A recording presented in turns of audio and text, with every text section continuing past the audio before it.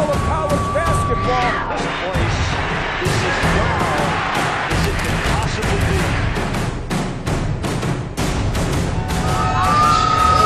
The Oakland Zoo welcomes us to the Petersen Events Center.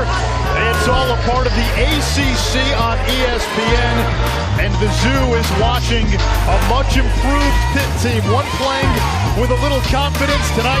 They'll need all that confidence. Number 11 Florida State, the loser of this game, drops to 1-3 in conference play.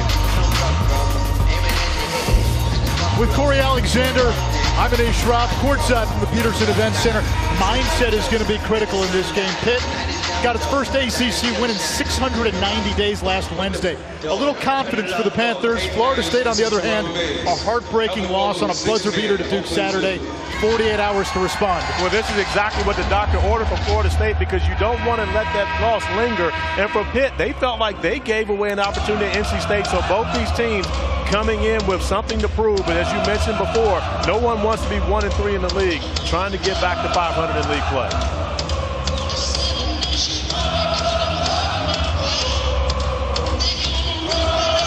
A season ago, Pitt was in the gulags of college basketball. 0-18 in the ACC. Wednesday, they beat Louisville in overtime. Saturday, on the road against NC State, they pushed the Wolfpack to the limit. And Coach Jeff Capel talked about his team needs to learn to win, but it's a lot easier to teach that lesson on your home court. They want to be able to see if they can allow that to apply tonight. Capel, their first-year head coach. Look at the starting five for Pitt. 3 freshmen, Xavier Johnson, Trey McGowens, their top 2 scorers. That was Audice Tony, another freshman, and youth in revolt for Pittsburgh. Those freshmen are 3 of the team's top 4 scorers. And a tremendous trio for Jeff Capel, especially considering getting the job in March and being able to pull off a recruiting class that's been so special thus far for the Panthers. Terrence Mann wearing 41 today, his 14 jersey ripped. And Phil Kofor coming off a season-high 21, misfires. Johnson, and that one batted out of bounds by M.J. Walker. This is an experienced Florida State team, a lot of returning firepower from an Elite 8 team a season ago. And Leonard Hamilton told us at shoot-around he's banking on that experience, the senior leadership. As the 7'4" Kumaji got his hands on Tony, he's banking on that leadership for this team to put that Duke loss away quickly. Well, and he feels as though they will, and we saw them in shoot-around today. They were very loose. Of course, celebrating assistant coach Dennis Gates' 39th birthday, so they were enjoying their time. But when they get on the court, it's all business, and that leadership from the Elite 8 team a year ago can help them in these moments. Off the steal, Johnson's 3, rebounded by Kumaji. Christ Kumaji, 7'4", tallest player in school history. And here comes M.J. Walker, and he's able to draw the foul. It's going to be on Terrell Brown, and Pitt does not have a lot of depth inside. Brown, one of their key bigs. And Brown, one of the top shot blockers in the ACC, averaging over 2 block shots per game. And that play actually got caught up. Trey McGowens ran into an official in the backcourt and was out of the play, allowing M.J. Walker to be able to get an easy run at the basket. Brown does a good job staying vertical, but reaching down, committing the foul.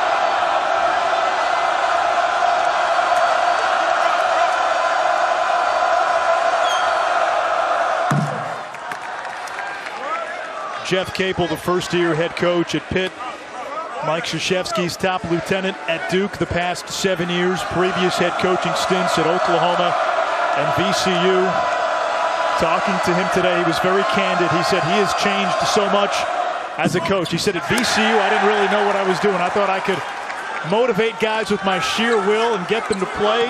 At Oklahoma, I had to learn the ins and outs of a high major, but going back to Duke, you get a pretty good education sitting next to a guy who's won more than 1,000 games. Well, you definitely get that, but this Jeff is back coaching in a league that, of course, he adores in the ACC, and was a great player at Duke, a 4-year starter on a Final Four team. So he wanted to be able to coach in this league, and the Pitt job gave him a great opportunity to be able to do just that.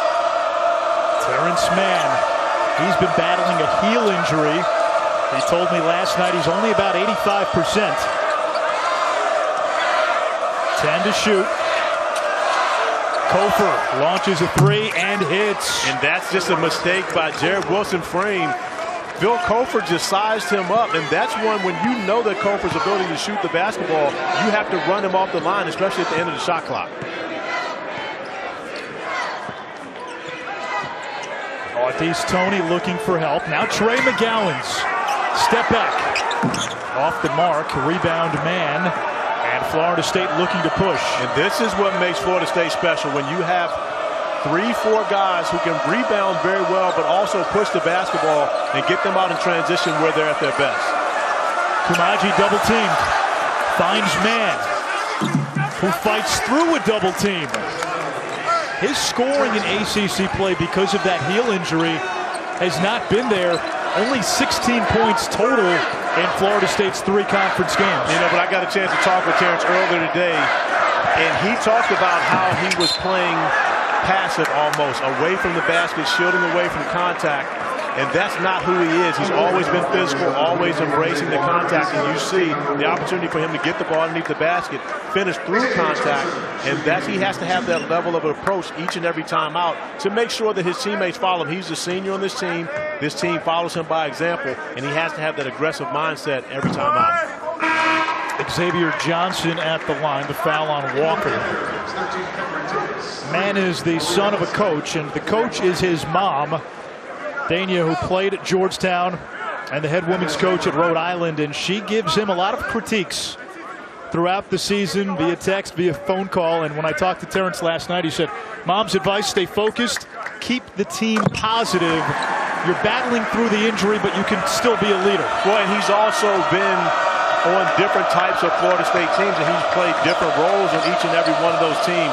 But now this is his team alongside Phil Kofor. They are the senior leaders, and their team has to follow them by example. And it's a team with a ton of depth, as you'll see through the course of this game. Kofor throws it away. McGowens misses the jam. Xavier Johnson will reset. Pitt's leading scorer, double figures in every game. Now Cameron Davis backs away after he saw Koumadji. Johnson's three short. Battle for the offensive rebound, and Davis draws the foul. It's going to be on man, his first. And you have to love the effort from the Pitt Panthers. The Trey McGowens gets out in the break and really takes off from a bit too far away, but just shows you how athletic he is. Still almost able to finish that dunk, but Pitt with 2 extra opportunities on that possession and fighting for loose balls. And this is what Jeff Capel loves about this team. He talks about his freshmen and these young players, and he'll be the first to tell you they're not scared of any competition. Yeah, you see that with Johnson and McGowens and Tony. Johnson not scared of his size. Maybe he should have been. There's Forrest now for Florida State.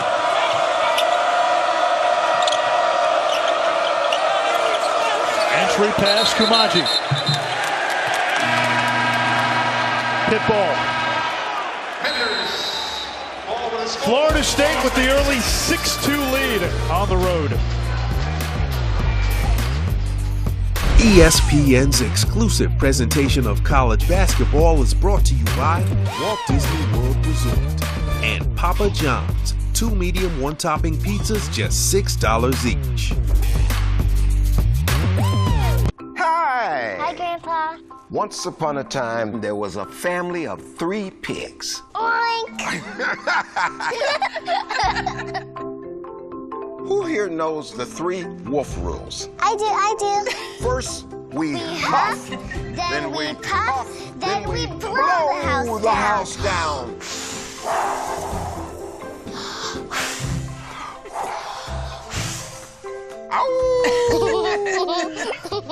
Saturday night is UFC Fight Night. Henry Cejudo versus TJ Dillashaw, live on ESPN Plus at 10 Eastern. Last Wednesday against Louisville, Pittsburgh had a 16-point second half lead. Louisville came back to tie. Pitt won in overtime to snap a 23-game ACC losing streak. On Saturday, Florida State had a chance to take down #1 Duke. Cam Reddish, a buzzer beater, and the Blue Devils came away with a road win at the Tucker Center. Leonard Hamilton after the game said for him coaching, especially in the ACC, it's as much of the mental, emotional grind in this league as it is drawing up out of bounds plays. And he said, responding from that kind of loss, that's not something you teach between games. That's something you work on in the spring and summer. Absolutely, and it's about your culture and your mentality as a group, but also you talk about that leadership. We talked about Terrence Mann earlier in this game, and it's up to he and Phil Cofer to make sure their teammates are up for this task and knowing how important this game is. A traveling violation on Pitt. The Panthers without a field goal, 0 for 8 from the field. And the challenge tonight for Pitt is going to be against Florida State's size. The Seminoles, one of the longest teams in the country. They've got great depth. And where Pitt has struggled, it's been giving up offensive rebounds to other teams and turnovers. And Florida State is a team that loves to pressure you, oftentimes 94 feet, so they can apply that pressure and turn you over. But Pitt is a good team defensively, and that's one of the areas where Jeff Capel's young team can hang their hat on, is they can get stops in the half court. David Nichols throws that one to the Pitt bench, the graduate transfer from Albany. And Florida State has had its own issues with turnovers. They really have, and when you look at this Florida State team, they actually have 36 more turnovers than they do assists on the season. And when you talk about a veteran team, that's a bad characteristic to have, because you've got guys who should have learned from mistakes throughout their career and not commit those same mistakes. And turn it over on 3 straight possessions. How about Johnson? The sapling around the Sequoia, and they can finally shred that confetti. Well, and you see Xavier Johnson's ability to attack the basket. And this is a young man who leads the ACC in free throws. And so you're talking about a freshman who has no issues at all attacking the rim. Kumaji on the putback after Mann's shot was blocked. And that's one of those plays you just walk away from and say, that's just not fair. At the end of the day, you get a great defensive stop, and then the ball just happens to fall into the hands of the 7'4" Chris Kumaji, who barely even has to jump to dunk that back for the M1. Foul is on Cameron Davis. Kumaji, not a great free throw shooter, just 14 of 27 now. Xavier Johnson, lightning quick first step. And we get a reach-in foul on P.J. Savoy. There's been a lot of surprise about Xavier Johnson and Trey McGowens, the 2 freshman guards in the backcourt for Jeff Capel, and honestly how much success that they've had thus far. Trey McGowens actually earned his 2nd ACC Rookie of the Week today. But one thing that Jeff Capel talks about with these 2 guys, their level of competitive spirit, and also these are 2 ACC athletes. I mean, you talk about the quickness, the speed, and the ability to finish around the rim, and they're not scared of competition. He loves that competitive spirit. Malik Ellison with the teardrop. Prior to Wednesday night, Ellison, a St. John's transfer, was the only player on the Pitt roster with a win against an ACC team, and that was when St. John's played Syracuse a couple of years ago. Well, and Ellison has the ability to attack the rim and be special on the defensive end of the floor. Often doesn't put it to his advantage, gets in foul trouble early in games, pulling himself out of it. But you see his ability to get to the rim. Ellison going up, gets away with a little bit of a push off with the left arm, keeping the shot blocker Kabengele at a distance, but has the concentration to finish. Kenneth Chukwuka picked up that last foul for Pitt. Fiondu Kabengele, Florida State's leading scorer, off the bench, into the game for the Noles as Cofer travels, and another turnover for Florida State. And give Jeff Capel a lot of credit for that one, standing right beside Lee Cassell, calling to travel. But Lee Cassell right on top of it, pointing to Phil Cofer's feet, shuffling a little bit. And you mentioned it, the turnovers have been a problem for Florida State early in this game. McGowens through the contact. And again, you see the athleticism, the intelligent basketball play by McGowens to turn down the screen and attack Kabengele, but yet the strength to be able to finish. And this is a young man who could still be in high school right now. He reclassified.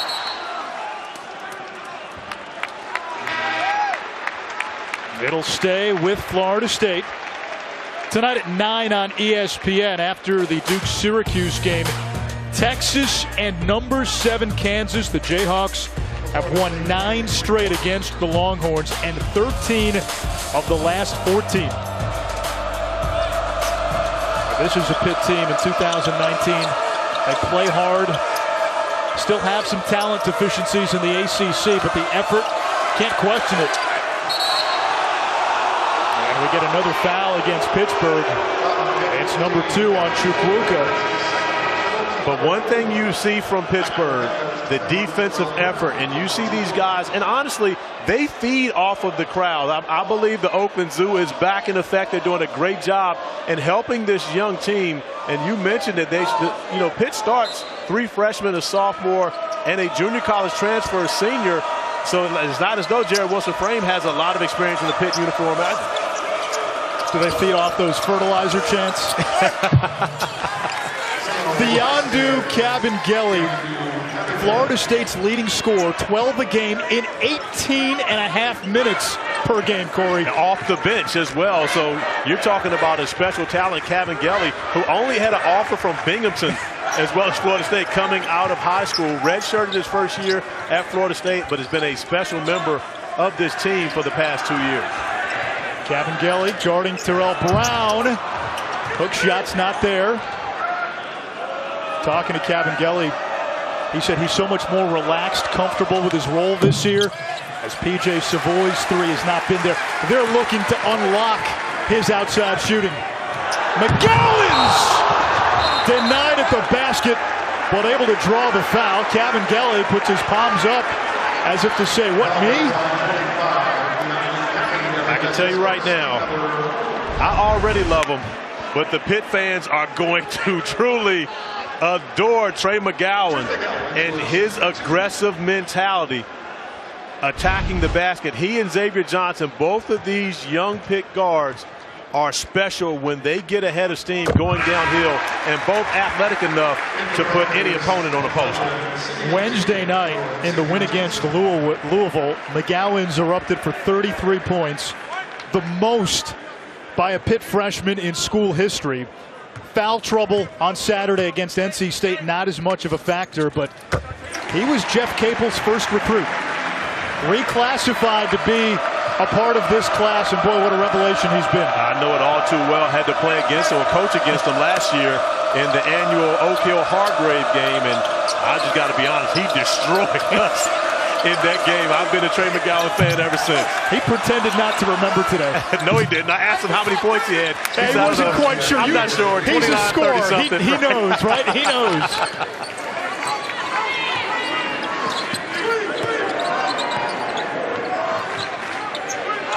(12-10) Florida State.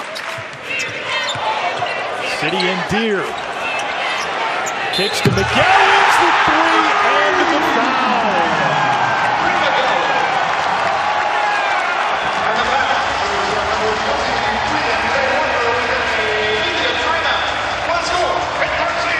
Anish, I don't feel so bad, because after what Trey McGowens did to us last year, to see him doing it to other people makes me feel a little better. But I can tell you right now, Trey is getting it done on the ACC level, and one opportunity.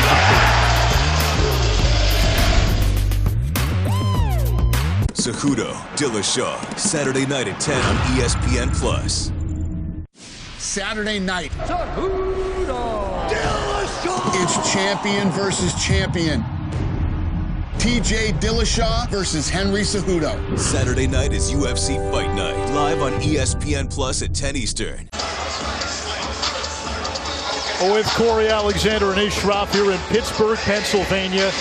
Youth in revolt for this young Panthers team. Last year, winless in league play. The whole Kevin Stallings era was just a disaster. And when you watch Pitt a season ago, it was hard to identify who are the guys you can build around. Who are the stars in the ACC?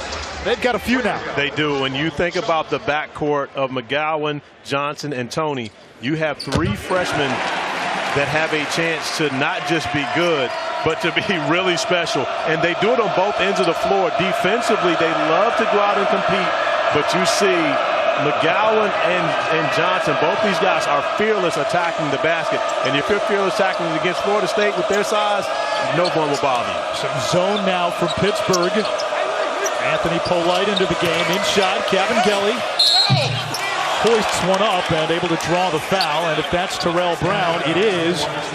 That is his second. So the two Pittsburgh bigs, Brown and Chukwuka, both with 2 fouls. And that's not an area of depth for Jeff Capel. No, it's not, and it is a strength for Florida State. So that was one of the, one of the objectives, I'm sure, for Leonard Hamilton coming out of the timeout was to get the ball inside, man or zone, and get the ball in the hands of Cavangeli, who's been special. We talked about picking up his 3rd career double-double against Duke, 24 points, 10 rebounds, in which almost was the biggest upset of the season thus far. 24 points in 25 minutes. Yeah. And he, like many of the Florida State players, views himself as a role player. His uncle is Dikembe Mutombo, and talking to him, he said Dikembe's advice had a lot of meaning because Mutombo's Hall of Fame career, there were times when he was an all-star, but later in his career, he was also a role player. But when he was an all-star, he was a role player. That was the thing. He was never a guy that was going to be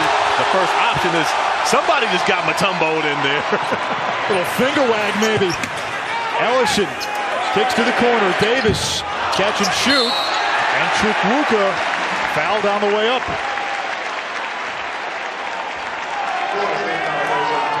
Nish, when you come to Pittsburgh and you talk to people in the community, and of course then walking into the arena to watch this game, there's just a different energy in this level. And you talked about the Kevin Stallings era, and I'm not going to, down Kevin Stallings or anything like that. And I remember when we were talking at the end of the season a year ago about whether Pittsburgh should maintain Kevin Stallings or let him go.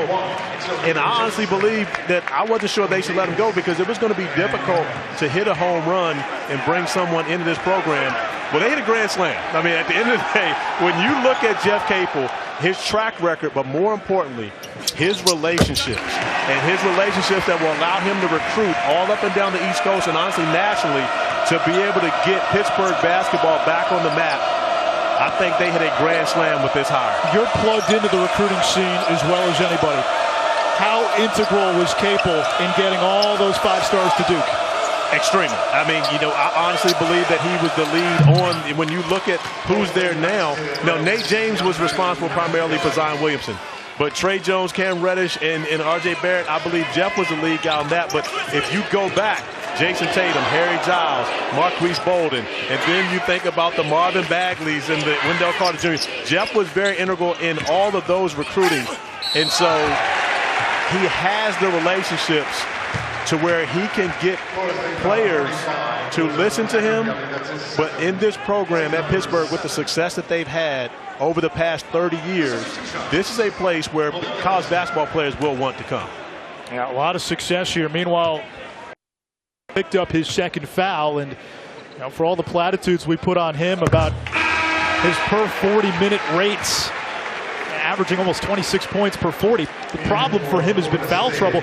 If you average his fouls per 40 minutes, he doesn't get to 40 because he's averaging more than 6 fouls a game. Well, one thing with Cavangeli, just like with Terrell Brown, they're going to try to block shots. They're not going to allow offensive players to come to the rim freely. So they're going to challenge shots. And when you are going to challenge those shots, you're going to often find yourself in foul trouble. That's where a lot of it becomes upon your perimeter players to keep guys in front of them and not give them free runs to the basket. Nichols and Polite in the backcourt with Forrest. Here is Nichols. 12 on the clock. Nichols lines up a 3. Offensive rebound to Raekwon Gray, who's dropped 40 pounds since arriving on campus. But you see Florida State, when they score, they want to pick up full court and try to wear down Pittsburgh because Florida State, regardless as to who they play, they feel like they have more depth. And so they can put pressure on you 94 feet, see if they can force those turnovers, but more importantly, make you your legs just a little bit weary at the end of the game. Tony misses the 3. Here comes Forrest.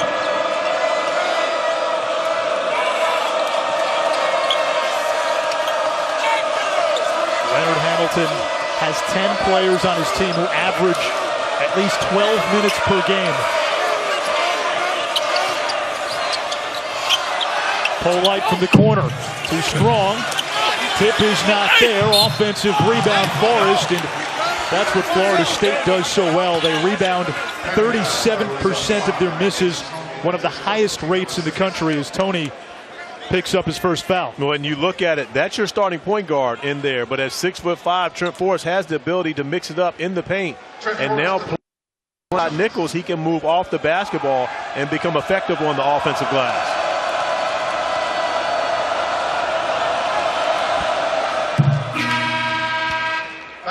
Saturday, a huge SEC-ACC doubleheader on ESPN at 4 Eastern. Number 12 Kentucky, number 14 Auburn. Then bragging rights for who's the best team in the ACC. It's Duke, the top-ranked team in the country, against undefeated Virginia. But there's a little caveat here. What if Virginia Tech beats Virginia tomorrow, and that's not completely far-fetched? Well, what you're saying is there's a battle to see who's the best team in the state of Virginia. And let's not forget about Tech. Before you can see who's the best team in the ACC. Foul on Polite. 2 unbeatens left. It's Michigan and Virginia. How about the way John Beilein has rebuilt that roster from last year's title run? Well, I don't think John Beilein gets enough credit nationally for how great of a coach he is. And you also discount the fact that he's played in 3 national championships over the last, 6-7 years. And so he continues to keep that Michigan program just moving along and honestly under the radar. And when you ask people who are the best teams in the country, if you're not a true basketball fan, I don't think that people mention Michigan. But I'm sure that come March, that's going to be one of the teams that's up for winning a national championship.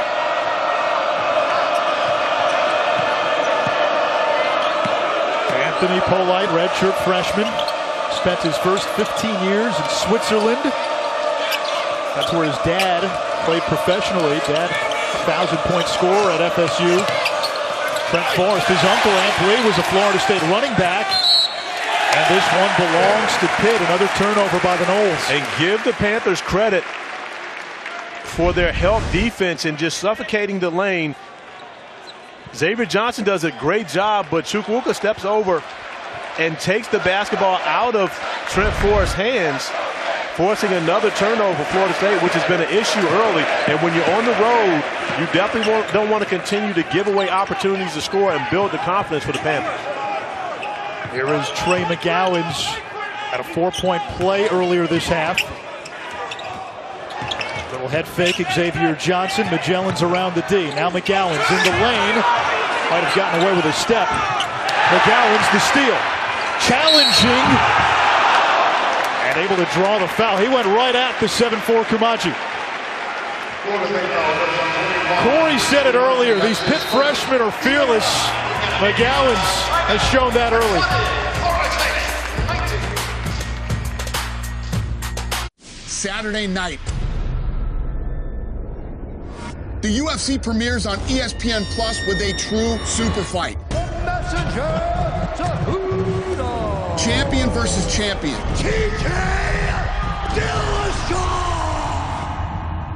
UFC bantamweight title holder TJ Dillashaw moves to flyweight to face king of the 125-pound division, Henry Cejudo. Saturday night is UFC Fight Night, live on ESPN Plus at 10 Eastern. Right now, the best internet meets the best things to do on the internet. Switch to Fios, the 100% fiber optic network, and get a year of Amazon Prime and an Amazon Echo on us. Already have Prime? We'll cover another year. It's all yours when you sign up for the fastest internet available. Fios gigabit connection plus TV plus phone, all with a 2-year price guarantee, all for just $79.99 per month with a 2-year agreement. Get Fios, the fastest internet in the U.S. 100% fiber optic network, 100% phenomenal. Go to getfios.com today. The fearless freshman combination of Xavier Johnson and Trey McGowan have been in attack mode the entire first half thus far of this game, and these continue to find their way to the rim and get to the free throw line. The two of them combined average 9 free throws per game, and right now McGowan with another opportunity. Pitt 11 for 11 from the line, and you see both these guys putting up monster numbers. And McGowens average actually at 13.4. It continues to rise after a 33-point effort against Louisville here in an ACC Freshman of the Week, his second one on the season to his claim. And now 12 for 12 from the free throw line for Pittsburgh with another opportunity, and that's really been a difference for them over Florida State in this game. Both free throws good for McGowens. He's got 10. He leads all scorers. And a 3-point lead for Pitt.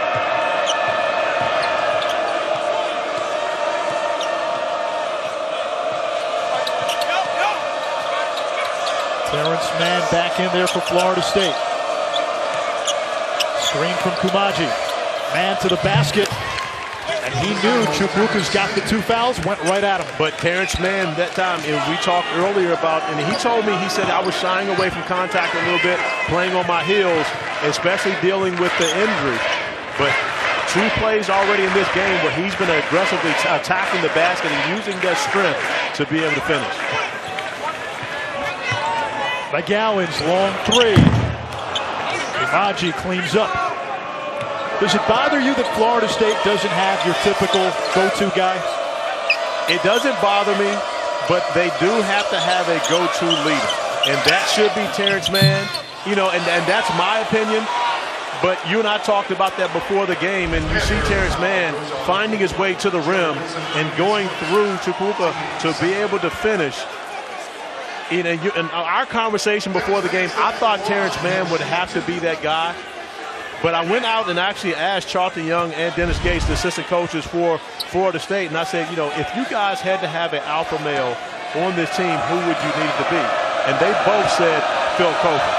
And reason being for that, honestly, in my opinion, I think they say that because Phil Cofer is probably the better scorer. And so he would be the guy that gets the ball at the end of the game. But I still think Terrence Mann has to be the leader of this team.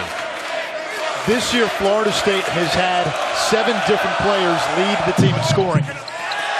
During the Elite 8 run a season ago, 4 games to the Elite 8, 4 different leading scorers. So maybe it doesn't matter. In talking to a lot of the players, they all feel like role players, and they said on any given night, whoever the go-to guy is on that night, that's the one you feed. And that's a great problem to have if you're Leonard Hamilton, because you don't have the ego. As McGowan attacks once again. He went down hard. That's 2 on Kumaji. So Kumaji and Kabengele now both with 2 fouls. Yikes. But look at how much pressure he puts on your defense. And you have to recognize that he's going to try to get to the basket. A capable 3-point shooter, of course. But he wants to get those shoulders square going to the basket and try to finish above you, through you, however it has to happen, and to score the basketball or get to the free throw line where Pittsburgh is perfect on the day. You were talking about this at shoot-around earlier. McGowens and Xavier Johnson, the backcourt tandem. Going into the season, you thought it would have been McGowens who would have been the primary ball handler, not Johnson. Well, and not just me. Jeff Capel and I had a number of conversations in April, and, you know, Jeff and I are close enough to where he'll call me and ask me about guys. And so when he called me and asked me about these 2 guys, I honestly thought that Trey would be more of the point guard, because Xavier Johnson, throughout his high school career where he played at Bishop O'Connell or even at AAU for Team Takeover under Keith Stevens, he was never a primary ball handler.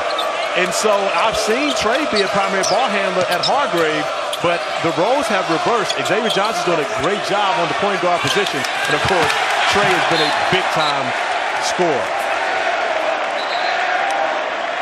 Cofer was saying the ball was tipped, and now Bert Smith says it was tipped as well. Yeah, I believe that one was pretty obvious. I thought that was a block.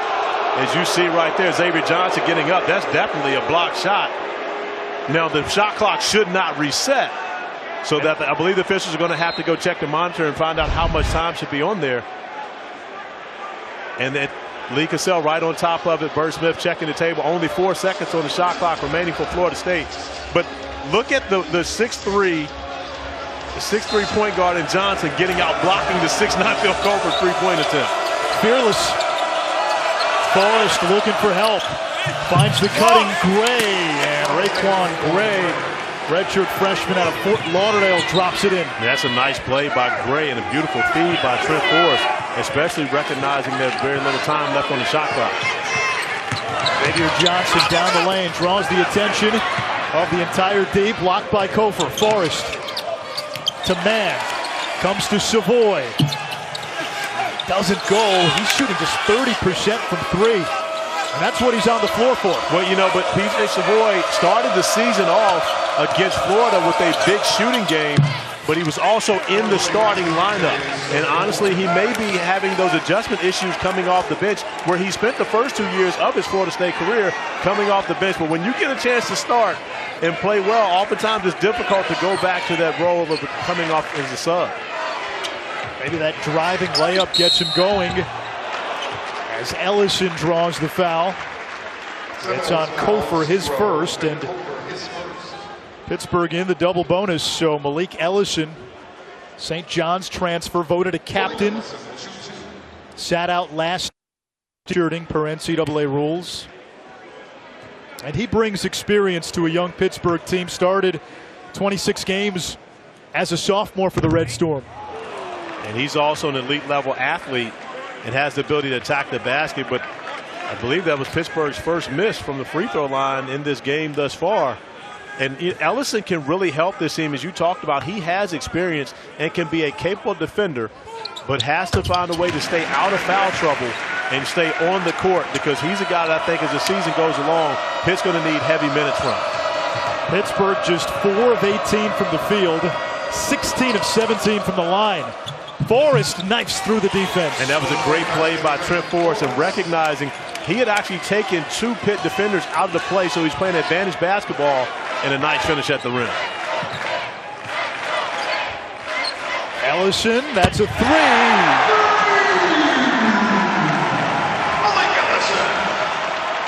Pitt was just 1 of 8 from deep before that. Well, that's how Ellison makes up for missing the first free throw on the bench. He pits that point back on the three-point line. And Florida State turns it over. That's the 7th turnover by the Seminoles. Trent Forrest getting out in transition, and really not even transition, just beating the defense down the floor and taking it upon himself to finish. And then Malik Ellison stretching his range out beyond the three-point arc. Only the second three-pointer made for Pittsburgh to tie the game. Here comes Tony. And another foul against Florida State. This one is on Raekwon Gray. Well, Pitt is making it clear they're not intimidated by the size of Florida State, and right now, Gelly and Kumaji on the bench, they're in attack mode. They really are. And another statement that Pitt is making is this is no longer a place that you check on the calendar and say this is a win. You're right. I mean, Louisville came in here, and after it was one thing to beat Louisville, and you and I had Louisville last Sunday, and they looked really good against Miami. They come in here and lose an overtime game where Pitt was up actually 16 points at one point, allowed Louisville to get back in the game, stretch to overtime, but Pitt was able to come away with that win. But then Louisville goes and beats North Carolina at the Dean Dome. So that win looks even better for Jeff Capel's group. But coming into this building is no longer going to be an easy win. Capel told us how much that win meant to the holdovers who were there last year. A lot of those guys were scarred. They didn't know what it felt like to win an ACC game. And he felt like, you know, his team probably could have folded at the end of regulation when they gave up the lead to go back to overtime. But he admitted he jumped them a little bit. And this team is right now jumping Florida State. Tie game here early. Great. So your kid will be just fine. We have 2. But I'm only one babysitter. Networks like babysitters should never be just okay. AT&T is America's best wireless network according to America's biggest test. Now with 5GE.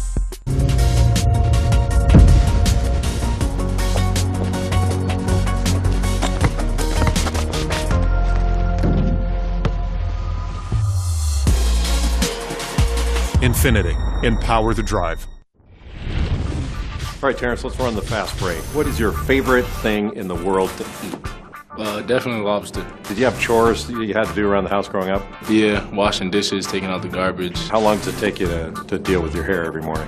Like 3 seconds. Let's go like this. Any product? Nah, no problem. You'll be surprised to know I don't use any either. Now, what if he added a little soul glow?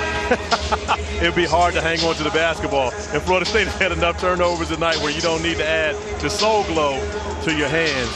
But Terrence Mann last season only shot 25% from three, shooting 41% this year, but not shooting many threes. You know, and one of the areas where he's been the leading rebounder for Florida State for the last 2 to 3 seasons, averaging about 12 points per game this year. Actually was overtaken as the leading scorer by Cavangeli after the big performance.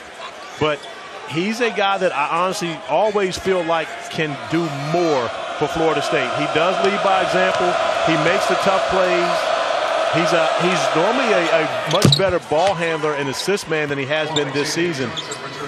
But again, he's in my opinion, the guy that they need to lean on and follow his lead, simply because he's been through the fires and knows how this game is supposed to be played for the Seminoles. When you say do more, you mean score more? I do mean score more. I think he has to be more aggressive on the offensive end of the floor. He's a very good team player. Loves to move the basketball, find the open guy, but at times he has to just put his head down and find his way to the rim. Shot clock at 5. Ellison turns it over. Pitt gets back.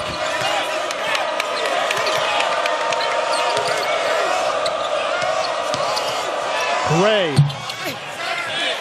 Rebounded by City Endear, the New Mexico State transfer. He returned Saturday after missing 4 games with a leg injury.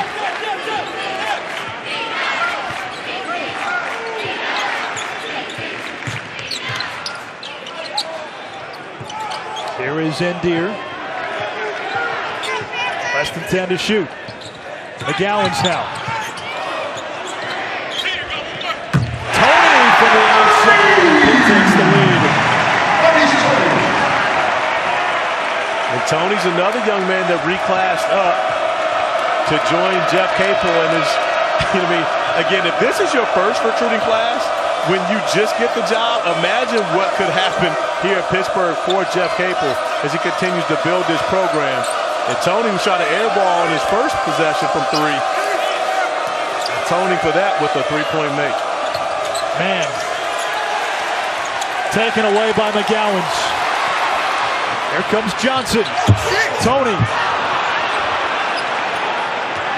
Tony stumbled a bit on that one before catching the pass, unable to finish. Timeout, Leonard Hamilton. Florida State down 1 on the road.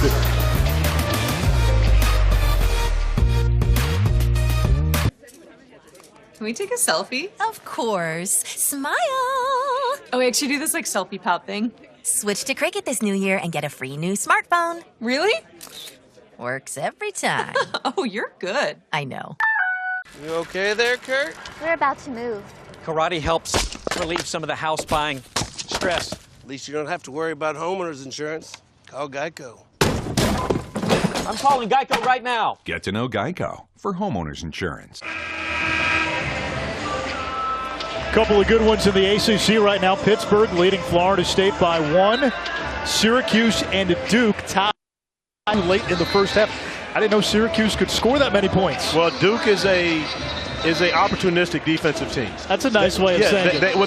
But they're a much better defensive team than they've been over the last couple of years. But they use the 3/4 court pressure in order to try to turn you over and get those great athletes out in transition. But also have to mention Duke playing without Cam Reddish is a different team, because that is the shooter for the Blue Devil group, which, of course, Leonard Hamilton and his team found out very well on Saturday. Zion is back tonight. Missed the second half of the Seminoles game with an eye injury as the teardrop goes for Trent Forrest. I appreciate you saying teardrop instead of that other word that I don't like. Starts with an F? Yeah, that the F word? Yeah, that F word is banned from our broadcast. Xavier Johnson, a lot of dribbling. And one, taking it right to Forrest.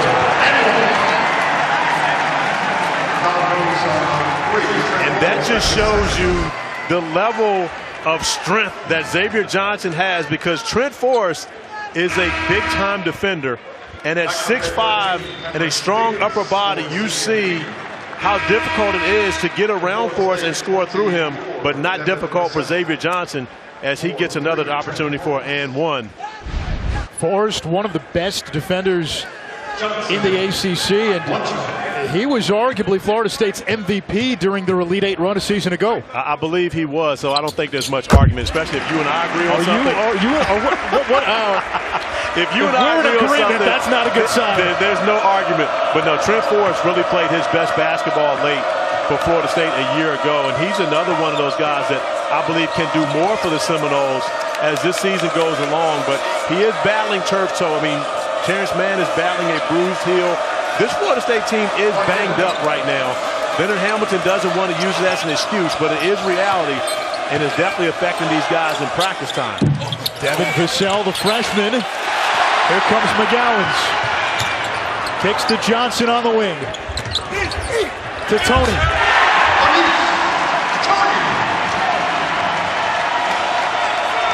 The three freshmen touch the ball on that possession. Now Mann. Kofor was calling for it. Mann to the basket, and that's what you want to see more of. That's exactly what I want to see more of from Terrence Mann.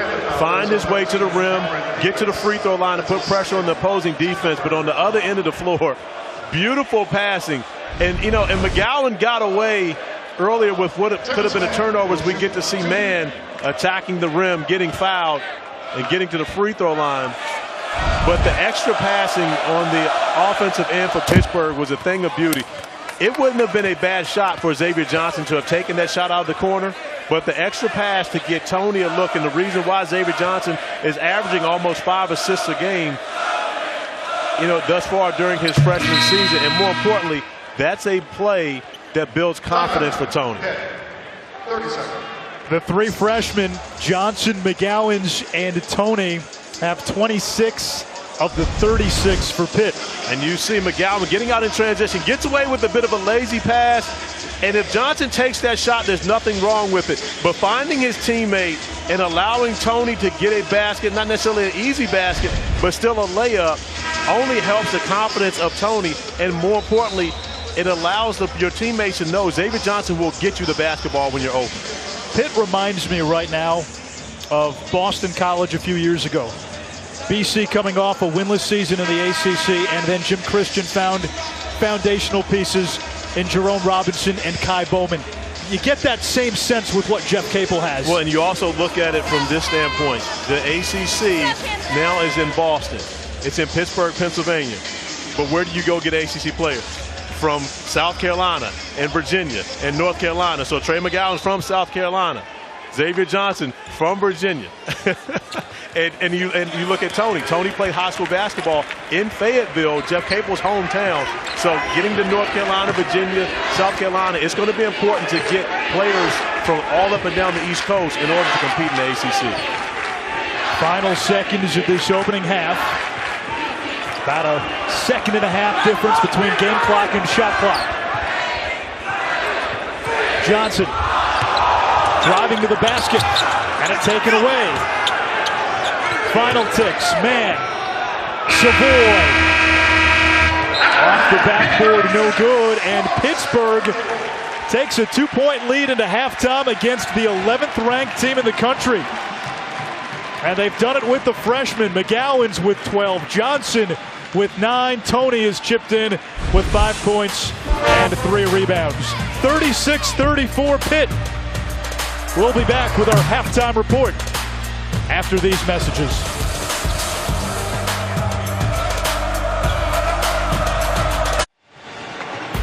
Last Wednesday, right here at the Petersen Events Center, Pitt won its first ACC game in 690 days.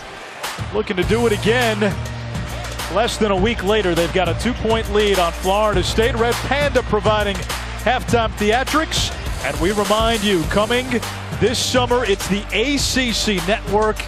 Every ACC team you can follow. It's the ACC Network coming your way August 2019. Second half about to get underway here in Pittsburgh from the Petersen Events Center. 36-34 the Panthers on top of the Seminoles with Corey Alexander. I'm Anish Shroff. Pitt has lost 13 in a row against ranked opponents. their last win against a ranked team, February 17th, 2017, against Florida State. And prior to this past Wednesday, that was Pitt's last ACC regular season win. And this is a Florida State team that over those past 2 seasons we've talked about has had a tendency to play down to their opponent. Well, I'm not saying that they're playing down to Pitt, because this is a good Pittsburgh team. But at the same time, if you're ranked number 11th, which Florida State actually moved up in the rankings this week, this is a win in a game that you have to come in and take advantage of and take care of against a struggling team, well, more importantly, a growing team in Pittsburgh with playing so many young players in a new league. Terrell Brown, the block on one end, and then Kumaji swats this one into the Oakland Zoo. Well, block shots is the flavor of the night so far in the second half. Both ends of the floor. Terrell Brown, who I believe is 4th in the ACC in block shots, and Chris Kumaji, who's always going to be a block shot guy at 7'4". Allison starting the second half for Pitt. Tony misses the open jumper. You know, and of course, with Kumaji blocking the last shot, Tony pulls up instead of going and attacking the basket. Now, had that been McGowan or Xavier Johnson, they're going all the way to the rim and then challenging Kumaji on that play. Man, step back. Terrell Brown has had at least 4 blocks in 4 straight games, 21 for Pittsburgh, including a school record 9 against Colgate. Brown catches it on the inside. And a jump ball call, and that's a good call. Kumaji right there, stayed vertical. And the ball actually hit under the backboard as Brown was trying to take it back up. As you mentioned, Kumaji stayed vertical, and a nice pass by Xavier Johnson. But you see, as Brown gathers, the ball actually hits the bottom of the backboard. Kumaji doesn't even block that shot, but just builds a wall between he and the basket. 5 to shoot. Johnson couldn't quite use the Brown screen. Now, I'll give Kumaji credit. He jumps for rebounds because he goes and gets them at a point to where no one else on the court can even compete using that 7'4" frame.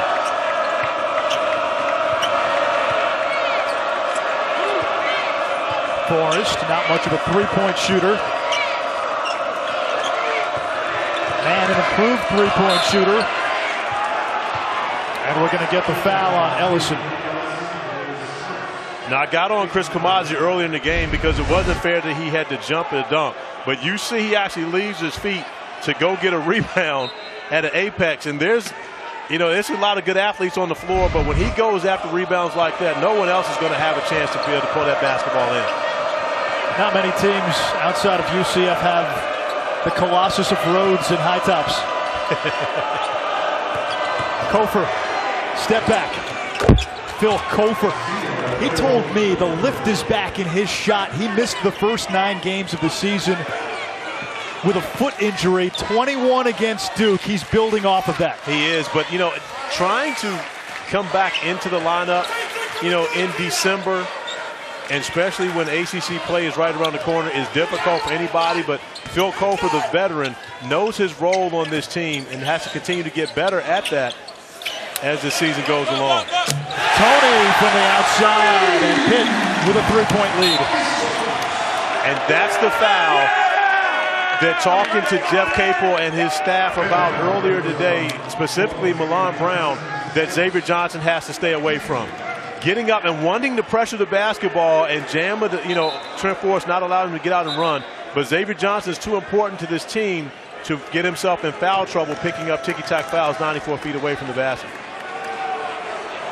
Got a lot of assistant coaches helping out Jeff Capel that have been head coaches. In fact, it's the only staff in the country where all 3 assistants were former head coaches. Jeff's brother Jason, former head coach. That was at App State. Tim O'Toole, former head coach at Fairfield. You mentioned Milan Brown, former head coach at Holy Cross and Mount St. Mary's. Forrest over Brown. Offensive rebound, Kumaji, and an offensive foul as he swung the elbow. And I don't believe Kumaji actually swung the elbow. I believe they're going to go watch it.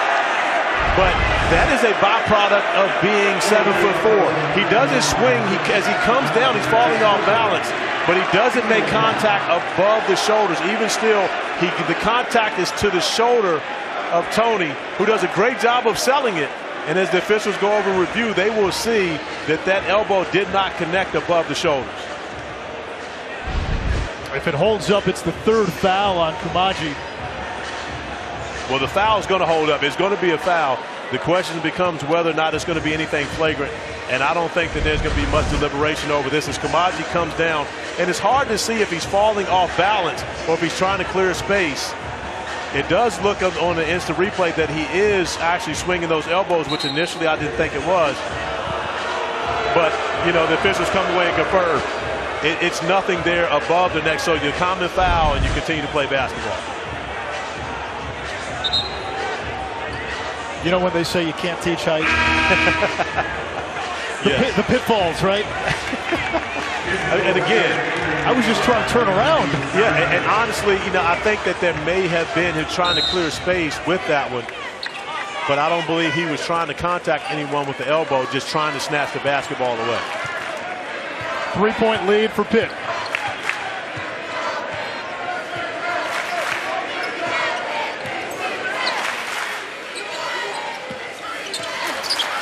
McGowens over man.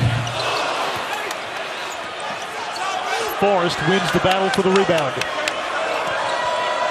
Cabangeli into the game for Kumaji. Cabangeli picked up a couple of fouls in the first half, not much of a factor. You know, but we watched Jeff Capel talk to his team about Cabangeli and his ability to shoot the three and make plays as a 5. And so give Pittsburgh credit for following the scouting report and locking in defensively on Cabangeli, 5 first-half points. But really hasn't been able to get into a flow in this game, largely because of the way that Xavier Johnson and Trey McGowan have attacked him on the defensive end. Foul was on man. Cabangeli told me during the season his goal is 200 shots a day. He said on this team, no one's really going to get 20 shots a game. But he said, when I have my turn, I've got to make sure I get a good shot. Forrest lays it in for 2. It's a 1-point game. That was a smart play by Trent Forrest, going vertical instead of jumping into a defender. Ellison blocked by Cabangeli on the follow. Brown, basket, and 1. It's on Terrence Mann. He's picked up a couple of quick ones, and that's 3 on man. Now, Nish, you know, I've been able to watch many of these young players grow up before they actually got to college, watch them in high school. Terrell Brown is a young man that you oftentimes question his energy and his effort, but you see a different Terrell Brown playing for Jeff Capel than we saw a year ago. And honestly, I love the way that he's approaching the game right now with his energy, running up and down the floor and making plays for this Panther team. And Brown was a guy who could have transferred and gone elsewhere, like so many others in his class did. Of the 6-man freshman class that came to Pitt last year, only 2 remain, Brown and Cameron Davis. And a foul on the floor. It is on Ellison, and that's his second. Upset-minded Pittsburgh, leading by 4.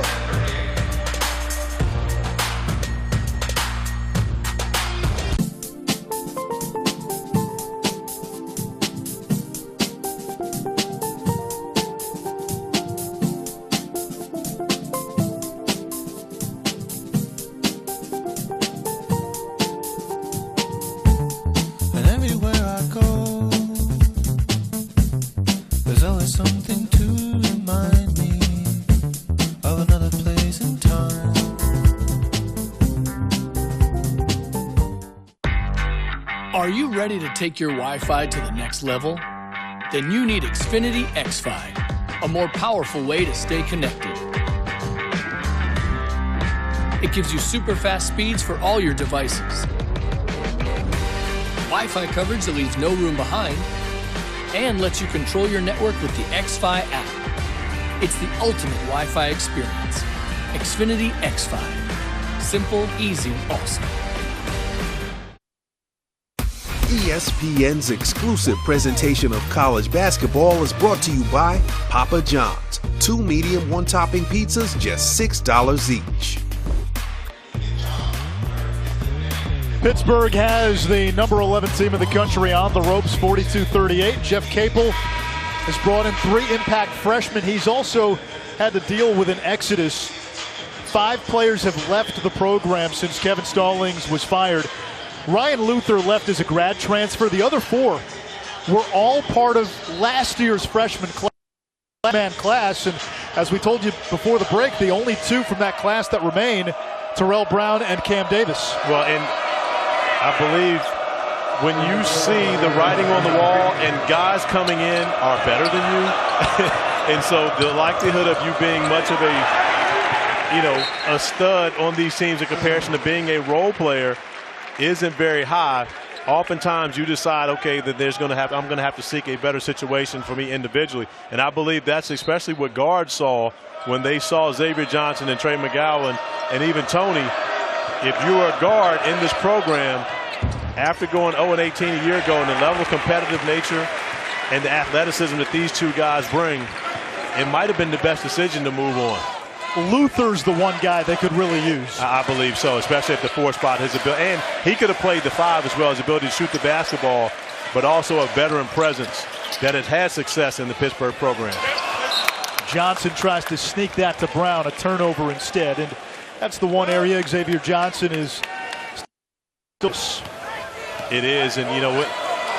When you think about the fact that he's never really been a full-time point guard and a primary ball handler, it's a tough position to learn on the fly, especially in the ACC, against the level of competition that he's going to play against and has played against. But to this point, Xavier Johnson has passed that test with flying colors. A young man averaging 17 points per game and 5 assists and 4.9 assists. He's the only player in the ACC averaging those numbers. And for a freshman, that's pretty high praise.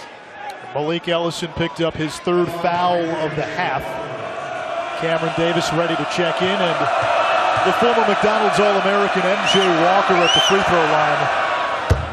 All right, Corey, Walker's a guy with star potential. He came to Florida State as a big-time recruit. He has shown flashes. The consistency has not been there. How do they unlock his potential? Well, it's simply what you just said. He's had those games where he's shown up and had, huge performances. But then you go and you play against Duke and he's 0 for 6 from the field and only 2 points at the free throw line. You need for him to become more consistent. And he's starting games and he has a significant role in this team. I'm not sure that there's anything else that the coaching staff can do to gain that consistency. It's going to be solely upon M.J. Walker and his approach in each and every game. When they had Beasley and Bacon and Isaac, he was considered the next to take that mantle. Johnson turns it over. A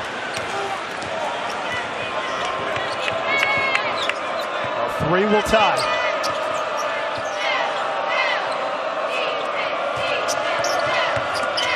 Forrest got a couple of defenders in the air, throws one up toward the rim, into the corner. 3 not there for Walker, but the finish by Cabangeli. And Leonard Hamilton tells us often, Cabangeli's not a great athlete, but you wouldn't know it. That wingspan and his timing and ability to finish around the rim, and of course his skill level also makes up for what he may be lacking in athleticism, but he's a spectacular player for Florida State. And you see Cabangeli off of the miss, it continues to work, but that wingspan allows him just to be over the rim and soft touch to finish that back in on the offensive rebound. And he's not a guy that you have to throw the ball to every time down the floor to be effective. He's a guy that can get his off offensive rebounds, putbacks, and also finishes off of guards' penetration. He told me he feels part of the reason he's so effective right now is because he's only playing 18.5 minutes per game. He says, I'm productive because I'm fresh when I come into the game, and I can essentially step on turbo, not let go until I'm out of the game. Well, and that's the MO for Leonard Hamilton. He's made it very clear that he's not going to beat you with his first 5. He has, a good starting lineup of players, but 1 through 5, he's not going to beat you. Oftentimes, maybe not even 1 through 10. But 1 through 12, that's where he wants to be able to win games. He wants everyone on his team playing with confidence in their role and knowing that whether you play 2 minutes or 35 minutes, that you have to play as hard as you can the entire time you're on the floor. Pittsburgh now in his zone. Florida State just 1 of 10 from the outside. Cabangeli the turnaround. Gray with the rebound. He's provided a nice lift off the bench tonight. And that's another area where Gray, may play 2 minutes in the game, but a game like this, he can come in and be very effective and play the 4 position and help Florida State get wins. McGowens the steal. Through traffic, Forrest. Ahead to Gray. Walker's in the corner. Cabangeli fouled on the way up. But that's an example of Florida State basketball. Off the turnover, they get back in transition, and then Trent Forrest, the point guard, comes up with the rebound and kicks it ahead to Raquan Gray, who is their power forward right now. But Gray understands how to make good basketball plays, finds Cabangeli running the floor hard, gets him to the free throw line. Stan Jones talking to a few of his players. He coaches the Florida State big men, and over the years, it's been incredible how these guys develop. You look at Chris Kumaji. We're watching it right now with Cabangeli. Gray seems to be next in line, and Stan Jones, when describing Raquan Gray, a little hyperbole maybe, he said a poor man's Mark Aguirre or Clarence Weatherspoon. Maybe that's pushing it, but that's a compliment if Raquan Gray can get anywhere near that level. Well, I can tell you right now, Raquan Gray, from a perimeter standpoint, is more skilled than both those guys. Now, when you talk about putting your back to the basket and get down there in that block, Mark Aguirre and Clarence Weatherspoon, that may be lofty goals for Coach Stan. He turns into the homeless man's Aguirre or Weatherspoon. Florida State's got a nice player. Tie game at 43. Brown turned away at the rim, but they're going to get a foul on Cabangeli. So from right here, I need to see that replay because the foul had to be down low. Because you're talking about 2 big-time athletes going after it. I don't know where the foul was. Wow. I thank you for showing me that one again because I don't know where the foul was. That was a great block by Cabangeli. And you see MJ Walker's reaction. He saw what we saw from here. 3 fouls now on Florida State's primary bigs, Kumaji and Cabangeli. But you see great timing, of course, when Dikembe Mutombo is your uncle. You have to block shots. You don't have a choice but to go after opportunities to block shots. So Mutombo played in your era. Was there a more feared shot blocker that you played against? Anish, I can tell you right now, my rookie year, we're playing in Denver. My coach at the time, Bob Hill, told us, don't go in there anymore.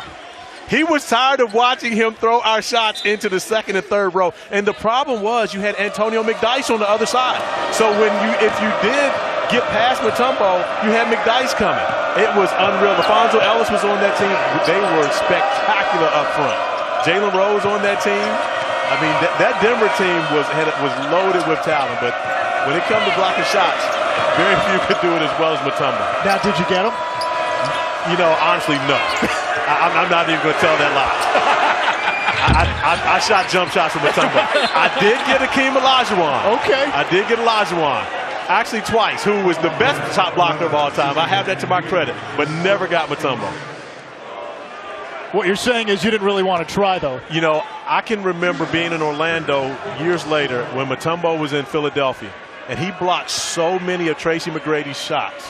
And McGrady actually dunked on him and celebrated like he had just won his first ever PlayStation game. I mean, he was excited as he could be. I think Philly ended up beating us back down the floor getting a layup because T-Mac was celebrating so hard. But I understood when he got it. That's what it turned into with him late in his career especially. All the guys who he not just turned away and blocked their shots. He'd give you the finger wag. He would embarrass you. Oh, he would, but he got embarrassed on that play. And T-Mac let him know about it. City and Deer into the game at guard for Pitt. He'll bring it up court. Transfer from New Mexico State. Oh, that's a steal. Oh, almost. Deer never turned around.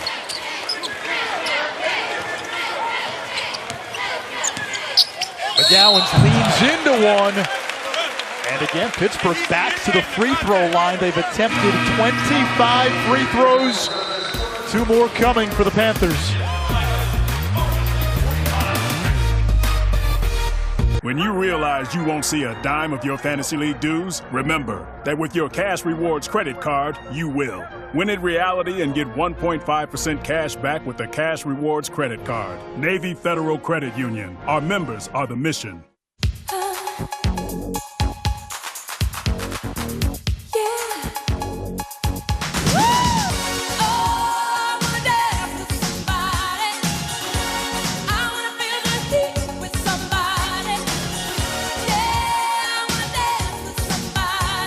The new Capital One Saver Card. Earn 4% cash back on dining and 4% on entertainment.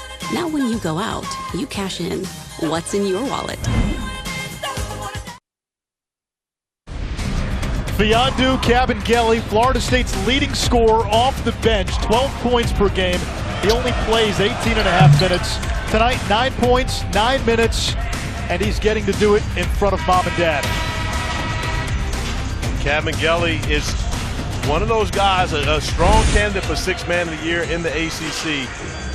And you talk about his ability to affect the game on both ends of the floor in a very short period of time, and his parents getting an opportunity to come down and check him out. Of course, grew up in Ontario, Canada, I believe. And so this climate here, a little different for him coming up after spending so much time in Tallahassee, but probably a little warmer for mom and dad making the trip down. Yeah.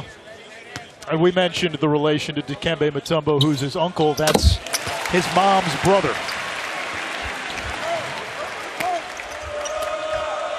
27 free throws in the game for Pitt. They're only shooting 31% from the field. And Florida State, meanwhile, 1 of 10 from three-point range. That continues to be a struggle. You know, and Leonard Hamilton talks about how he feels this is a better shooting team than the numbers show. And of course, the Oakland Zoo and all the Pitt faithful not happy about the foul call on that possession, as Trent Forrest will get to the free throw line. That's 3 on Chukwuka. There's that fertilizer chant again. You needed to help the program grow. Right, exactly. Yeah. You got to plow the fields and plant the seeds. Jeff Capel not happy about the call as well.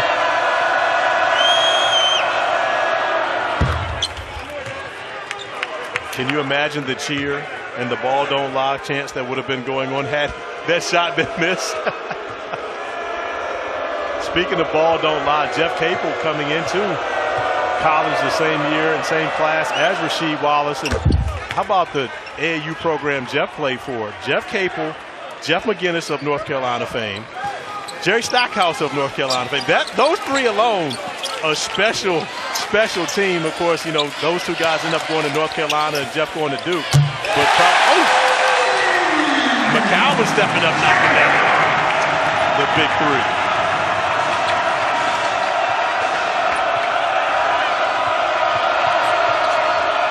Walker. Pitt now 1 for 11 from 3. Or Florida State, rather.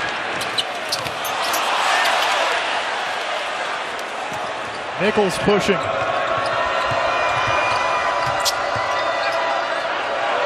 Nichols a 3. 1 for 12 now from 3. And a foul down low as Johnson and Kabengele collided. And that's going to be number 4 on Mfiondu Kabengele. Big 3 from Trey McGowan on the offensive end of the floor. Now the 5th three-pointer from Pittsburgh, and Pitt's that's not their strength, but Jeff will definitely take it. Well, looking at his team exasperated, wondering why they did whatever it was they did, who knows, but he's excited about what his team has done over the last couple possessions, coming up with a defensive stop, and more importantly, the fact that Kabengele has to exit the game with his 4th foul. This Pitt team is not going to be an easy out for anybody in the ACC. You know, and I believe everyone felt as though this team would be better this year. You didn't think they were going to be this good, though, this quickly, did you? I'll be honest with you. When I knew that they were going to be good is when they went to Iowa during the ACC Big Ten Challenge and almost won and almost beat a very good Iowa team on the road. And that's something where if you look at the Pittsburgh program over the past couple of years, you would think, well, this is going to be a blowout. But I've been around Jeff Capel a very long time, and you talk about his competitive spirit, and it's definitely paid off for his team. Chukwuka. And he'll go to the line to foul on Savoy, his second. For Pittsburgh tonight, it's been attack, attack, attack. They don't care about Florida State's size. They really don't, and they've been the aggressor in this game from the beginning. You saw Xavier Johnson getting to the rim. You've seen Trey McGowan attacking the rim, Tony attacking the rim, and now Chukwuka with an opportunity to shoot the mid-range jump shot, sees Kumaji on his heels and drives right past him, attacking the rim. And that's the one thing that Jeff Capel preaches to this team, is to stay aggressive for the entire 40 minutes, 45 if necessary. A 4-point lead for Pitt.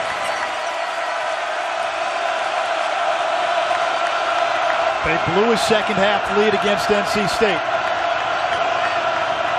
Led by 16 against Louisville last Wednesday. Louisville able to force overtime.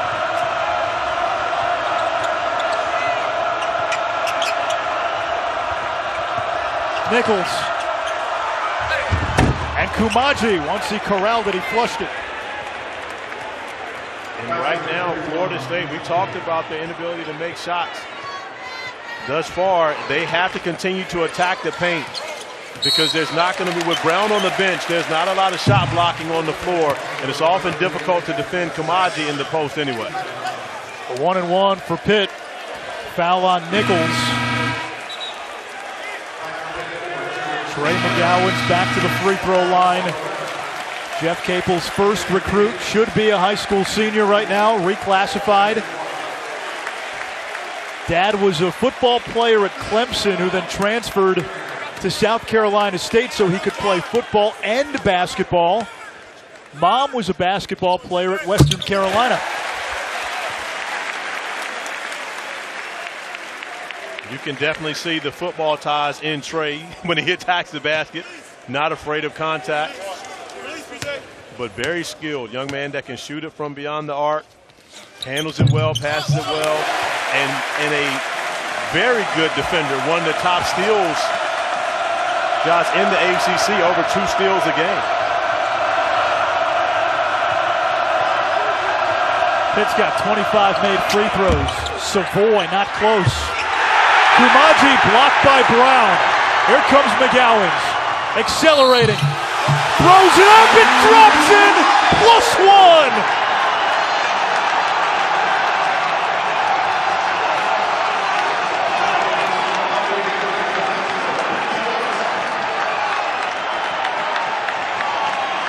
Young man, it's your night. I'm not sure what was more impressive, the finish by McGowens or the reaction by the crowd. It seems as though everyone in unison, jumping up in the air as the ball goes through. Look at the crowd from the outside and the bench. Everyone in unison recognizing that that shot had a chance to go in, celebrating all at once. This Pittsburgh Panthers team has a tremendous amount of hope, and they feel as though they're just as good as anyone in the ACC on any given night, regardless of experience. A timeout by Florida State. Pittsburgh with a 6-point lead. Trey McGowens taking over. He scored 9 of Pitt's last 11 points. The freshman out of Pendleton, South Carolina, in the Steel City with 21. He had 33, a freshman record, less than a week ago. Spending your days playing while still getting a check plan. Let us help with your plan. Yep, every month. Great. Sounds like a plan. Start a plan that flexes with yours. New York Life. With the Chase mobile app, Jason Wu could pay practically anyone at any bank, all while putting on a runway show for New York Fashion Week. He could. Or he could make it even easier and set up recurring payments to his neighbor for cat sitting. Whoa, you groomed her too. And now she's ready for the catwalk. Life lived Jason's way. Chase, make more of what's yours. Jeff Capel told us getting the Oakland Zoo, getting this crowd at the Petersen Events Center back into it and energized again would be a big part of the turnaround of his team's fortunes. This helps. And that helps. You see the bench. Everyone is excited, celebrating. You see the Oakland Zoo is rocking. And Jeff Capel has brought hope back into this arena. And you have to love it for the Pittsburgh Panthers, who have suffered through a couple of tough seasons. But right now, they're excited about the young Panthers. The winter of despair slowly turning into the spring of hope for Pitt. 11 to shoot for Florida State. Here's Mann. Nichols for three. Doesn't go. Brown had the rebound and knocked away. And here comes Pitt and Xavier Johnson. Tony, catch and shoot. No good, not close. You know, and these one area you have to give Pitt a tremendous amount of credit. They have played this game and made Florida State have to play against them in the half court. Pitt basketball, last touch. And what we've seen as an attention to detail on the defensive end for the Panthers, because Florida State is a team that loves to get up and down the floor and play in transition. Pitt has not allowed for them to do that because they've been able to get back in transition and get defensive stops. And more importantly, they haven't had significant turnovers against Florida State's defense, allowing them to get out in transition. Cabangeli now into the game for Florida State. He has 4 fouls.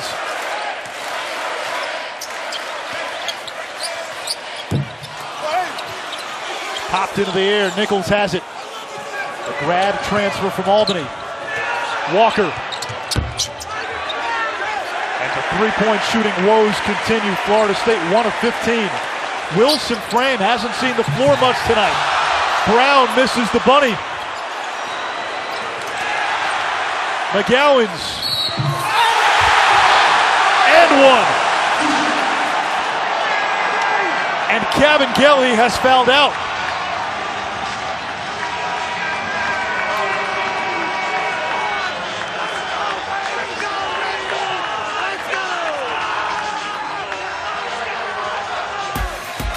Uncle Mo setting up shop in the Steel City with the Pitt Panthers.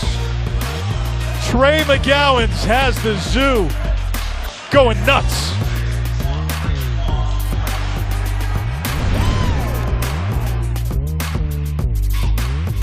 Artificial intelligence helps us meet the needs of tomorrow, today. By 2050, we need to produce 60% more food. So how do we feed the world without wrecking the planet? Using Microsoft AI, we make predictions about when to plant, when to irrigate, and when to harvest. Now we can reduce waste and produce more food. Artificial intelligence helps us change the way we feed the world.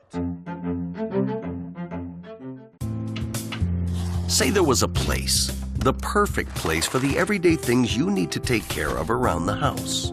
The squeaky hinges and burned out bulbs. The toilets that run and faucets that don't. That perfect place wouldn't be a warehouse. It'd be just the right size. It would be an Ace. Around the block, what you need in stock, with people who know their stuff.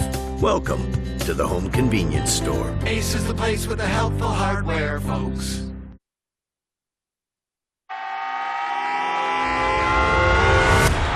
Environment. Are you kidding me? This place is special. The Zoo is culture. Best student sections in all of college basketball. This place, this is wow as it can possibly be.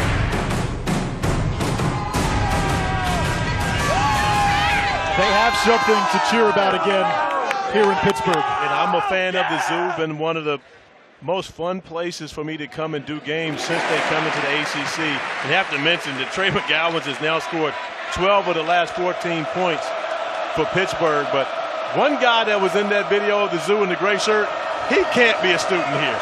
He looks my age right now. There's no way he's a student. He snuck in. He didn't even have on the right T-shirt to be part of the No. They have rules for the Oakland Zoo. And Trent Forrest able to draw the foul. It's on Xavier Johnson. This is a big loss. Fiondu Kabengele, 24 points Saturday in the loss to Duke. He was Florida State's leading scorer entering tonight. Fouled out, 7:50 to play, and that's been the one area of his game where he's got to work on. In his previous 4 games prior to the Duke game, he fouled out twice, had 4 fouls in the other 2. Well, and also experience plays a part in that. And Kabengele, played a big part on Florida State's Elite 8 run team last year, but his minutes were even shorter than they are now. And he has to understand, with 4 fouls outside of the restricted area, that's going to be a bang-bang play. You don't know whether you're going to get that call or not, but if he jumps and stays vertical, he stays in the game in comparison to trying to take a charge, putting it on the officials to make a call, and now all of a sudden he's disqualified for the remainder of this game. Jeff Capel has talked to his team of late how to handle some success, learning how to win, how to close teams out. McGowens down the lane, drops it off for Brown. Another and one opportunity. But this is a play created by aggressiveness. It's not settling for a three-pointer when you have things going. It's continuing to stay in attack mode, draw the defense, drop it off to a teammate. And I have seen Terrell Brown show more emotion in this game than I have from watching him for years in the Nike EYBL, USA Basketball, everywhere he's been. I've seen more emotion out of here in this one game, the first time I've seen Pittsburgh all year, than I've seen in probably 4 years of watching him play. Man falling away. Pittsburgh can push the lead to a dozen. Almost the Baker's dozen. McGowens the offensive rebound. Pass tipped. Wilson Frame has it. He's been quiet tonight. We have not seen much of him. He's got a three-point streak on the line, I believe. Knocked down a 3 so far in 26 straight games. But for him right now, you can tell it's more about the win than it is about anything individual. And I think that's the culture that Jeff Capel is developing here at Pitt. It's about doing whatever you can for your team to win the game. Wilson Frame, no field goal attempts, no points. He came into the game as Pitt's third leading scorer, 11.5 per game.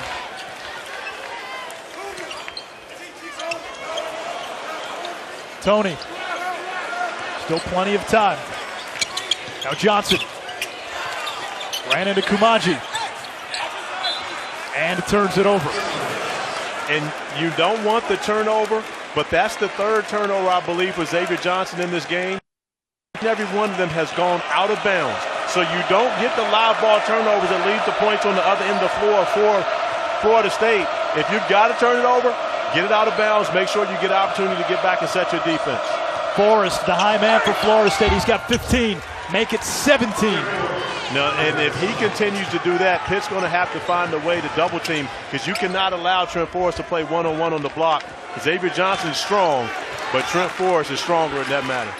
Forrest is 6'4", 210-pound guard. Johnson dribbling through the defense. And Pitt turns it over again. Pretty good theater in the ACC right now. Over on ESPN, Syracuse leading Duke at Cameron Indoor. Help me figure out this lead. Syracuse just got waxed by Georgia Tech at home. Louisville loses to Pitt, then goes to Chapel Hill and smokes North Carolina. This is the ACC.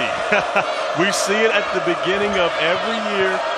And, of course, the cream will rise to the crop at the end. But right now, everybody feeling each other out. and trying to find a way to get wins in the top conference in the country. McGowens blocked by Kumaji. And a foul over the back on Wilson Frame.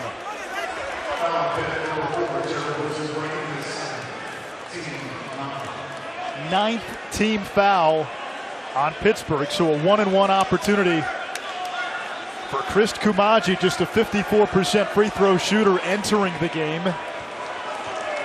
7'4" senior from Chad. You know, Nisha, another thing to your question, different styles match up better against, different opponents. When you look at Syracuse playing against Georgia Tech is a very good defensive team. You're going to struggle to run your offense against Georgia Tech. Syracuse now plays against Duke, who wants to get up and down and run up and down the floor. Syracuse can fight that battle. And you see it happen all the time with different teams. Louisville comes here and gets beat because Jeff Capel's team has a more defensive-minded style. They go to North Carolina and blow Carolina out of the Dean Dome because both teams want to run up and down the floor. So tomorrow you've got a Virginia Tech team that shoots it about as well as anybody. That's a pretty good matchup for the Hokies against Virginia. It is, because they can make threes, and the last time Virginia lost a conference game, it was on their home floor to Virginia Tech in overtime. Forrest the steal. At a trailer, misses the layup. He had Walker open behind him. Ellison thought about it, now drives. Tony passes on it. Johnson down the lane to the corner. Ellison sets, air ball. And Forrest is fouled with the reach-in on McGowens. Now, on the previous play where Trent Forrest misses the layup, instead of just exploding to the rim, he waits for Xavier Johnson and tries to shield him off to finish. At this point, I'm wondering how much of that has to do with the fact that he's playing with turf toe. He's not 100% healthy and doesn't trust his athleticism and his explosiveness. He's had a very good scoring night, but as you and I talked about, Trent Forrest was probably the MVP of the Elite Eight run. I thought we established he was the MVP. You're right. We did establish that. We're claiming that right now. But seeing him waiting on people in transition and not showing his explosiveness makes me wonder how healthy he is and dealing with that turf toe. And, he's not the only one for Florida State. You've got Terrence Mann playing with a bruised heel. M.J. Walker had knee issues right before the Christmas break. So this Florida State team is beat up. And this is not an excuse because everyone is beat up in this league right now. But just seeing that play from Trent Forrest, that was the first thing it made me think of. Forrest has 19, 11 coming from the free throw line. Brown, no good. Florida State will let him shoot that all day. Kofer's three rattles out. The Seminoles now 1 for 16 from three. And that was a big miss right there because you're talking about a Pitt team that had a 10-point lead. Florida State has scored 5 straight unanswered points, and had that shot gone down, I'm sure we probably would have saw a timeout from Jeff Capel to get his team back together. Xavier Johnson, shot clock running down. Johnson had it stripped away. Forrest all over him. Johnson from the elbow gets it to go.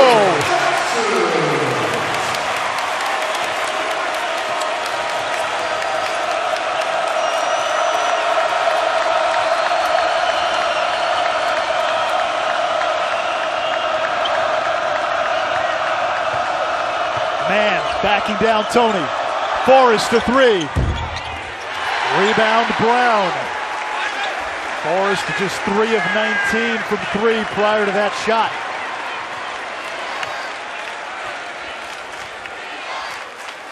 Players breathing heavy. Next whistle is immediate timeout. Johnson explodes to the rim. Lays it in, +1.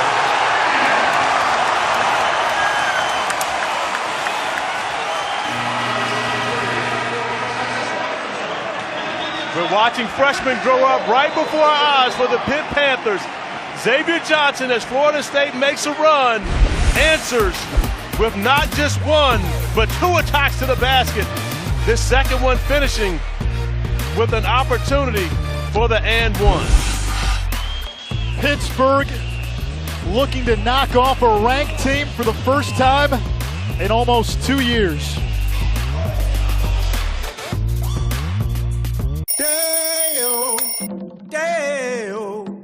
Wake up early, slap on some cologne. I'm 85 and I wanna go home. Just got a job as a lifeguard in Savannah. I'm 85 and I wanna go home.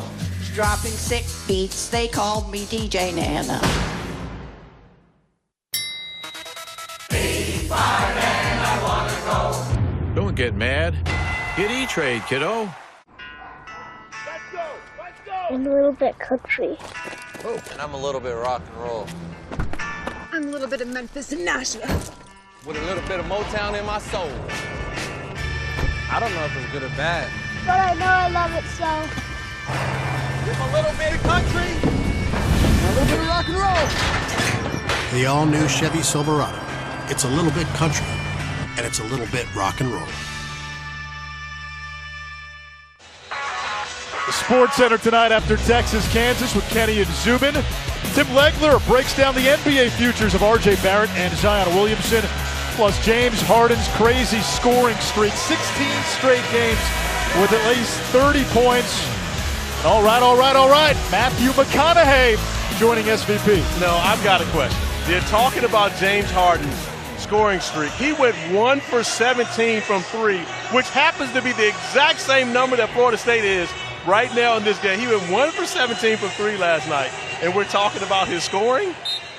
Are you really going to get on a guy for taking too many shots? No, but I don't understand why we're talking about that now. Maybe after he goes off of one of those 50-point triple-doubles, I'm with it, but not after he goes 1 for 17. Still got 30. Why are we talking about Steph? Steph had 48 last night, hit 11 last night. 65-55, and Kumaji dunks it home. 8-point game. Still a lot of time left. Well, yeah, it is a lot of time for Florida State to be able to mount a comeback, and you don't have to do it from the 3. You can continue to attack the basket, and oftentimes that can be your friend because you can get fouled and stop the clock, and more importantly, set your 94-foot defense. Johnson around Forrest. Forrest now has 4 fouls. That might have been a lob. It was mistimed and misplaced. And Tony stepped on the sideline. Good call. And that was a break for Florida State right there after a defensive stop. Almost giving the basketball away. Mishandled by Forrest, but you see Tony's right foot stepping across the line. Forrest backing down Johnson. Kicks to man. Off balance. Here is Savoy. McGowens the steal.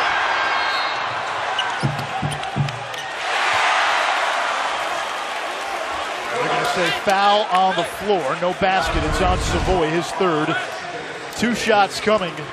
And Trey McGowan continues to get the job done defensively. Tied for first in the ACC coming into this game at 2.67 steals a game and has 5 tonight. So not only has he done it offensively, but gotten the job done defensively as well.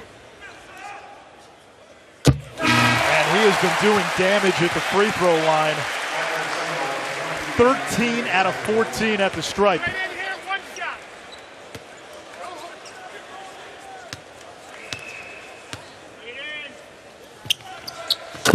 Jeff Capel has a young backcourt that's oozing potential and arriving ahead of schedule here in ACC play. Man for 3. No good. Kofor. That doesn't go. 1 of 19 from 3 for Florida State.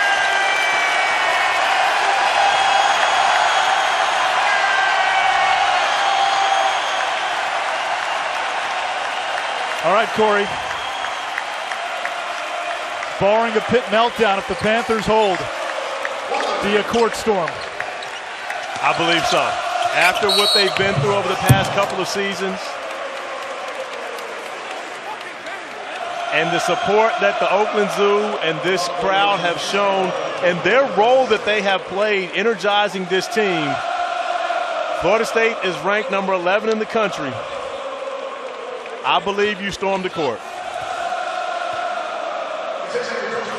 Had this occurred a few years ago when Pitt expected to win every game played in this building, I'd say no, but given what they've endured the last few years, I'm with you. I think it's justified. And if they don't, they're not wrong for not doing it. But if they do, they're definitely not wrong. I bring it up because these things get microanalyzed. I just hope they don't run over us. But more importantly, me. If they run over you, so be it. But I just hope they don't run me over trying to get to the court. Man is there for the putback. It's 69-59. I can hide under the table. I'm scoping out how much space we have. And McGowens is fouled. He'll go back to the free throw line where he's 14 out of 15 tonight. 32 made free throws for Pittsburgh this evening, a season high. And Trey McGowens continues his stellar play. Xavier Johnson now in double figures. All 17 games. The longest streak by a Pittsburgh freshman to start a year, but has played a very good point guard game. And I have to put an asterisk beside that and highlight that because this is a young man who has never been a full-time point guard before coming over here and taking over the reins as a freshman for Jeff Capel. So kudos to these two freshmen as well as Tony, but also a lot of credit to Terrell Brown, Malik Ellison, and this whole Pittsburgh Panther team. It definitely was a team effort from this bunch tonight, getting it done versus the 11th ranked Seminoles.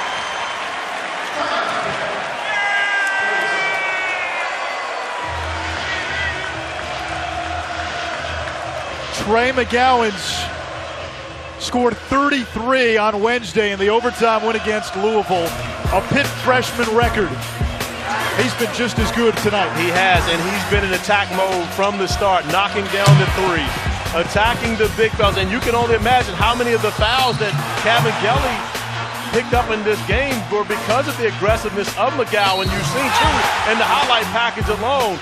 And so not only does he get the job done scoring the basketball, but takes maybe the hottest player on Florida State's team and puts him on the bench because he gets in foul trouble in the first half and eventually fouls out with 8 minutes remaining in this game. You know, often you look at free throws and you say, wait, Pitt shot 14 more free throws than Florida State. But Pittsburgh's offensive mantra tonight was to attack the basket, get contact, and get to the foul line. Pitt didn't shoot the ball well, 16 out of 46 from the field, but they were rewarded for their aggressiveness with 41 free throw attempts. And they've held Florida State right now to under 60 points, and you're talking about a good offensive team and struggling to score, and Jeff Capel's defensive identity and the attention that his team has played to detail. We saw their shoot-around, and they followed the scouting report to perfection. Savoy trips over McGowens, who now has a chance for his second 30-point night in less than a week.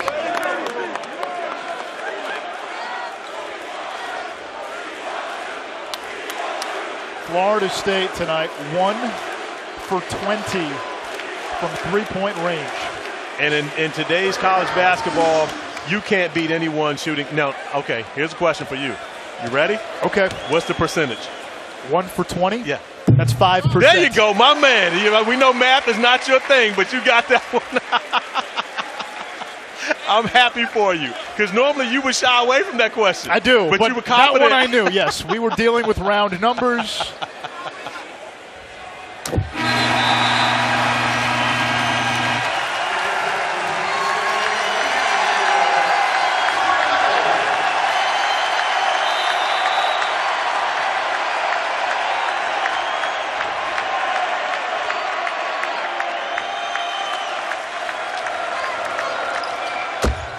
Finally, a 3 falls for Savoy.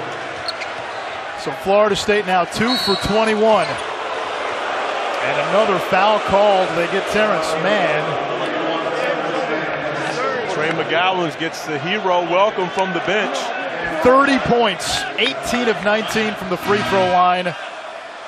Welcome to the ACC, young man. And 2 30-point games in his first 4 league games. He deserves every bit of it. And again, he started from the beginning of this game being aggressive. You know, and what's often overlooked, and we've overlooked a lot in this game, is the performance of Xavier Johnson. He's had a special performance. It's just been Trey McGowens has been so good here tonight that the performance of Johnson is often overlooked, but he's been just as special, especially handling the basketball against this Florida State pressure. Johnson has scored in double figures in every game of his Pitt career. I'm not ready to proclaim Pitt basketball as being back. I'll do it. But they're on the upward trajectory. I'll do it. They're back. They're beating the number 11 team in the country on their home court. They just beat Louisville here. The zoo is back in full effect. Now, I'm not saying that they're going to win a national championship, but people aren't going to come in here and walk over this Panther team, which means they're back. Corey, they're staying in their seats. That's a sign that they're back. Agreed. Because they expect to win in this building, and tonight, Pittsburgh put away the number 11 team in the country. Florida State goes down. Baylor, Oklahoma State is next.